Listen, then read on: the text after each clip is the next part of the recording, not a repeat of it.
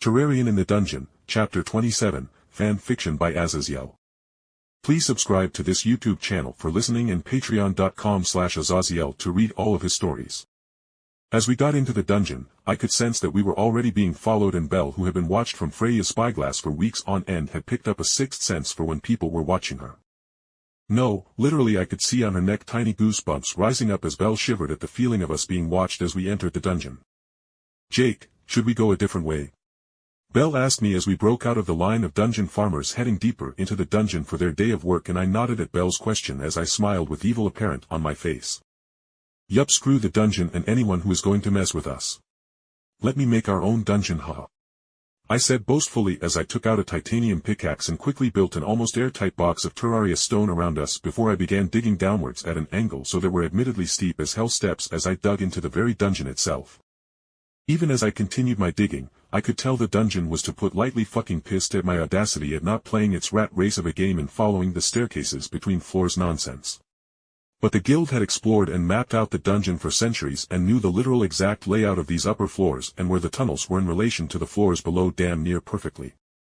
Now as for how the dungeon was reacting to me being the equivalent of a sentient splinter.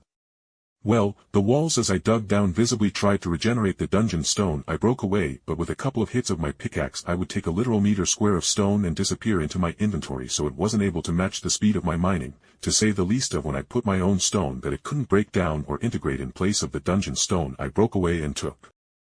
This wasn't going to be some little one-time deal. I was purposefully taking my time to hollow out a good 5-meter wide and 3 tall tunnels downwards at an angle, as I already was picking up bits of dungeon versions of normal ores like iron and other things, so I was literally going to make a rail cart system ride through this tunnel. "Be careful, this should be the next floor," I said before a loud crashing noise rang out from the back of the tunnel and I realized some asshole was trying to break into the large stone box I made at the top of my tunnel. "Damn assholes. Better not be Ishtars," I muttered, frowning as Belle and I broke through the walls of the dungeon and into another tunnel, so I quickly literally walled off the tunnel's sides from top to bottom. But before I could fully finish walling off the area and break all the native dungeon walls and replace them with my own stone to prevent monster spawns. From the dungeon wall, I hadn't managed to break in front of the tunnel's entrance as we came from the walls violently shattered as the dungeon showed its wrath at my disdain towards it. From the dungeon wall came a squad of literal, black, as in dungeon-enhanced monsters designed to respond to divines whipping out their divinity in a dungeon aberrant version in large dungeon lizards. Normal, dungeon lizards literally didn't even come up to your shin, but they were fast, agile and had a decent bite. But aberrant dungeon lizards were actually quite dangerous as their bodies came up to my hip and I was a flat 6-foot man, so they had the size to actually knock down an adventure and tear them apart, which is how 90% of all adventures die.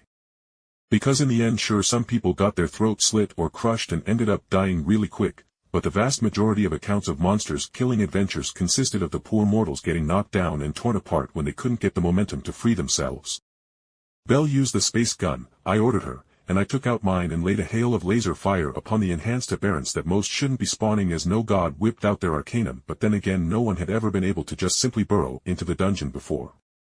Despite the squad of dungeon lizards being the literal strongest version of that monster breed, they simply didn't make the 10-meter distance between Belle and I before we cut them down with a hail of laser fire along with my summons dealing with them.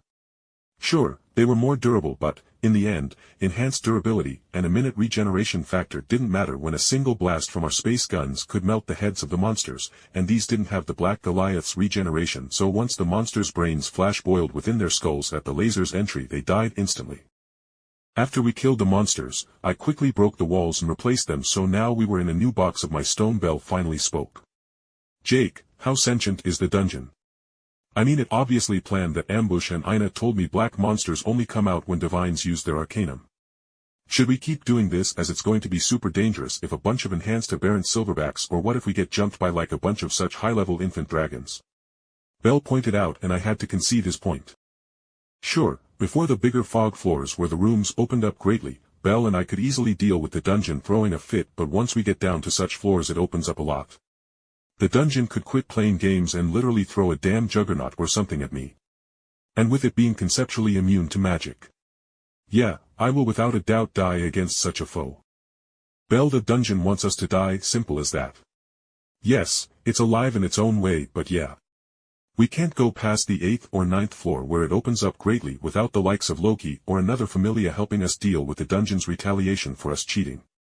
I said, pointing at the clear staircase up between floors with not a single monster in sight as they couldn't get past my stone. Belle nodded in understanding and bit her lip in thought before she sighed.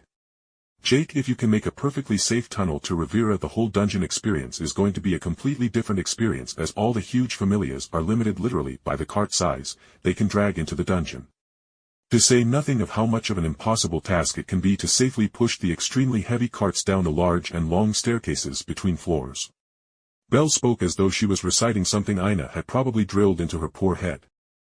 I sighed, feeling a bit bummed at my trick plan being pushed back, but trying to push through the dungeon's concentrated effort to explicitly kill us with the same measures used when gods are being stupid made me well aware that this was entirely too dangerous for just the two of us. Loki owes me a favor. Here, you turn in a few of these aberrant stones for some money for our double date tonight. I am going to the Loki Familia to try and explain my plan and how important it can be for Oreo. I explained to Belle. Belle took the aberrant stones from the enhanced we killed, and honestly, they were more than triple the size they were supposed to be due to them being enhanced ones. Alright, where should I meet you, Jake? Belle asked me, and I just told her to wait for me at the entrance of the dungeon after she meets with Ina, her guild guide, and deals with her inevitable freaks out. If I was lucky, I could snag a Loki executive like Tiona who would probably come help just to see the dungeon flip its shit, as such monsters, even if they were enhanced aberrants, were a joke to her or other level 5s. Me and Belle quickly made our way back up through my new tunnel and reached the first floor in record time, as it were. And thankfully whoever or whatever smashed onto my stone box at the top decided to leave without bothering to wait us out. Alright, Belle, let's get going, I spoke as I had stereo the summon I got from the Desert Scourge. Check out the area outside my stone box and give us the all clear before me and Belle quickly made our escape from the dungeon and temporarily went our separate ways. Making my way through Oreo, I was assured Belle was going to be fine as attacking someone in the guild well. Even during the heights of Evlis's age of terrorism against Oreo, they didn't dare directly attack the guild building, as Auranas had no such compunctions about using his arcanum in the depths beneath the guild to protect it, and people only needed to see their compatriots turn into a pile of ash as they started chanting a spell at the guild building a couple of times before no one dared to directly strike at the guild. Me, however, I was quickly making my way through the streets of Oreo in the most populated and busy sections of the city in order to deter anyone who may be following me from doing anything. So I was still facing a bit of danger with how much of a target I had made myself, being the one to create these new boss monsters. Hell, I wouldn't be surprised if the villains of Danmachi in Inio/Dionysius and others were trying to find a way they could have me spawn a bunch of boss monsters in the middle of Oreo to have them destroy the city. Thankfully, despite my paranoia, I safely made my way to Loki's Familia Castle without being harassed or assaulted. Coming up to the front gate of the Loki's large front gates, I threw back my hood as I approached the two Loki Familia members guarding the gate.